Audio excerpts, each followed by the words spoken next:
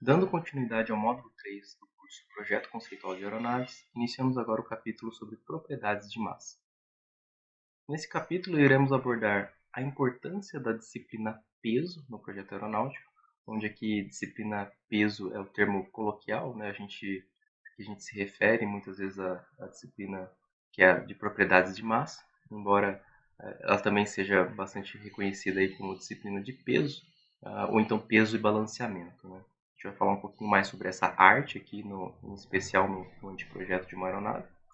Depois a gente vai falar sobre as definições dos pesos de projeto, metodologias para estimativas de pesos, metodologias para estimativa de centro de gravidade e metodologia para estimativa de momentos de inércia. Então vamos falar um pouquinho sobre essa tal disciplina de peso aqui, né? Então, aqui no nosso diagrama de forças, a gente já abordou no capítulo anterior de aerodinâmica as forças de sustentação e arrasto, e agora a gente está interessado aqui nessa força aqui chamada peso.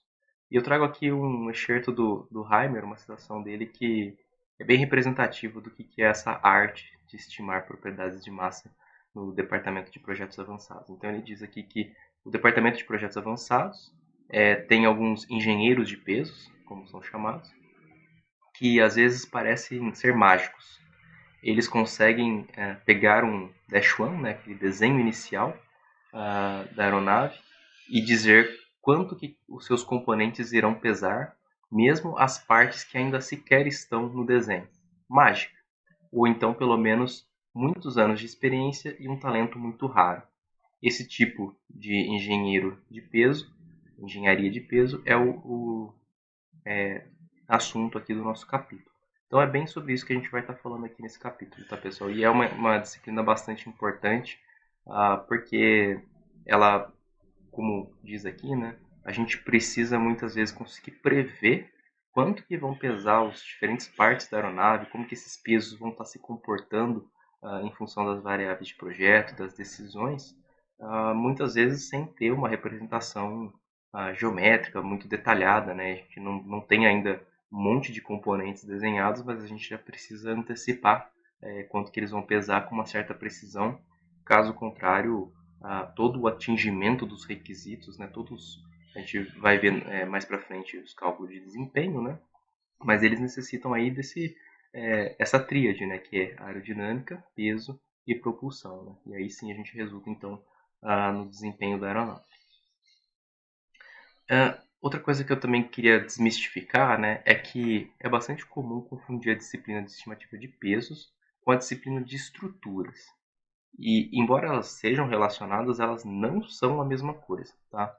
Então, eu trago aqui dois gráficos aqui para ilustrar essa ideia, né? No gráfico da esquerda, são dados aqui, ambos são do Nicolai, né? A fonte do Nicolai, é a composição do BOW, que é o peso básico operacional da aeronave. E a gente tem aqui para diversas aeronaves, aqui no gráfico da esquerda são aeronaves de transporte comercial, no da direita são aeronaves civis de jatos executivos, né? Então, dois segmentos diferentes de aviação civil. E a gente tem aqui a composição em azul, a estrutura. A gente tem a parcela da propulsão, a parcela dos sistemas, o interior e itens operacionais. E a gente consegue ver aqui, se a gente levantar esses dados para um número bastante grande de aeronaves, que tipicamente o peso estrutural ele representa algo entre 40% e 60% do peso básico operacional de aeronaves convencionais. E lembrando que o peso básico operacional ele também vai representar aí uma fração aí, em geral entre 50% e 70% do MTOW, né, do peso máximo de decolagem. Ou seja, a estrutura ela tem uma parcela bastante importante, certamente uma parcela extremamente relevante da gente apontar o lápis, entender o comportamento, mas não basta a gente estimar o peso da estrutura, né? A gente, e daí também um dos paradigmas, né? Que é aquela questão de tentar antecipar precocemente, né? Cálculos de alta fidelidade para as fases mais iniciais do projeto.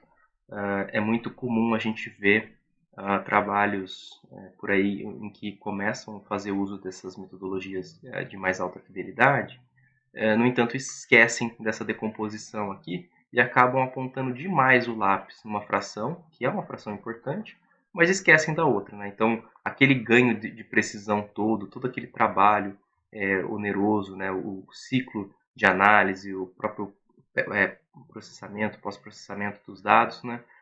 Para apontar o lápis aqui numa parcela e esquecer de uma outra parcela aqui que é muito importante, né? Então, daí a importância da homogeneidade das análises, né, entre as disciplinas e levando em consideração aí um nível de fidelidade apropriado. Bom, então, dito isso, vamos falar um